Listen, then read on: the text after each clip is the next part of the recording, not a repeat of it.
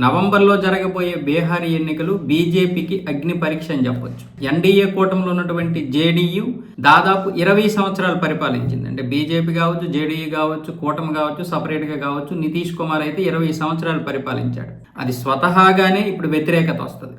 ఎందుకంటే ఇక్కడ మన ఒరిస్సాలో కూడా నవీన్ పట్నాయక్ గారి మీద అదే వ్యతిరేకత వచ్చింది. ఆయన మంచి పాలన అందించినా కూడా గత 25 సంవత్సరాలుగా మనల్ని పరిపాలించాడు కదా, కొత్త వారికి అవకాశం ఇద్దాం అన్న విధంగా ఈసారి అయితే ఓడగొట్టారు. అదే విధంగా ఇప్పుడు బీహార్లో కూడా జేడీయూ నేతపై అదే విధానమైనటువంటి వ్యతిరేకత అయితే కొంత ఉంది. ఈలోగా ఎస్ఐఆర్ ప్రత్యేక ముమ్మర సవరణ కూడా చేసింది ఈసీ. దాని మీద కూడా బీహార్లో వ్యతిరేకత వచ్చింది. అలాగే కులాల పద్ధతిన రిజర్వేషన్ కల్పించాలి. ఇది ఇప్పుడు అన్ని పార్టీలకి ఒక పెద్ద అగ్ని పరీక్ష. ముఖ్యంగా ఈ ఎన్డీఏ అధికారంలో ఉంది కాబట్టి ఎన్డీఏ మీద ఇప్పుడు ఇది చాలా పెద్ద ఒత్తిడి తీసుకొచ్చే పరిస్థితి. దాంతోపాటు బీహార్లో నిరుద్యోగం ఎక్కువ, వలసలు కూడా ఎక్కువే. ముఖ్యంగా మన సౌత్ ఇండియా వచ్చేస్తుంటారు వాళ్ళందరూ.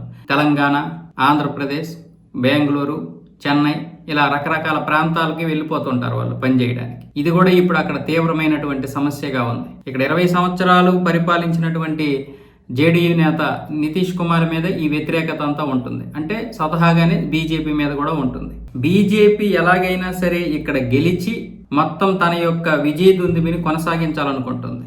ఇంతకుముందు ఏ విధంగా అయితే హర్యానా, మధ్యప్రదేశ్, మహారాష్ట్ర, ఢిల్లీ రాష్ట్రాలు గెలుచుకుందో, బీహార్లో కూడా తన యొక్క హవా తగ్గలేదు అనే విధంగా బీజేపీ అయితే చూస్తుంది.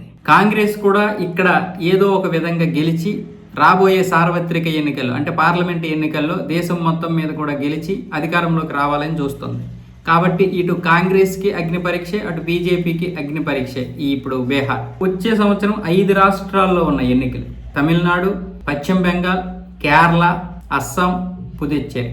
ఈ 4 రాష్ట్రాలు, ఒకటేమో వచ్చేసి కేంద్రపాలిత ప్రాంతం. మొత్తం ఈ 5 ప్రాంతాల్లో కూడా ఎన్నికలు ఉన్నాయి. దాని మీద కూడా ఇప్పుడు ప్రభావం చూపించాలని బీజేపీ చూస్తుంది.